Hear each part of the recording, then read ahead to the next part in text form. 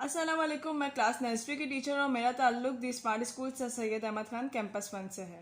प्यारे बच्चों, आज का उन्वान है दो हुर्फी अल्फाज। दो हुर्फी अल्फाज कैसे बनाए जाते हैं आज मैं आपको बताऊंगी। ये कौन सा हुर्फ है? अलिफ मद्दा। कौन सा हुर्फ है? अलिफ मद्दा।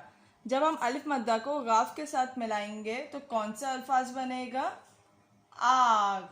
कौन सा अल्फाज बनेगा? आग। अलिफ मद्दा को जब हम बे के साथ मिलाएंगे तो कौन सा अल्फाज बनेगा? आब। कौन सा अल्फाज बनेगा प्यारे बच्चों?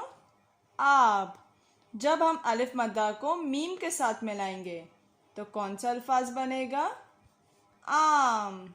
कौन सा अल्फाज बनेगा? आम। जब हम अलिफ मद्दा को सीन के साथ मिलाएंगे तो प्यारे बच्चों कौन सा अल्फाज बनेगा? आस। कौन सा अल्फाज बनेगा? आस। प्यारे बच्चों, ये कौन से अल्फाज हैं? दो हुर्फी अल्फाज। कौन से अल्फाज हैं? दो हुर्फी अल्फाज। आग, आप, आम, आस। उम्मीद है कि आज का उन्वान आपको समझ में आएगा। अगली बार हाजिर होंगे एक नए उन्वान के साथ। अल्लाह हाफिज।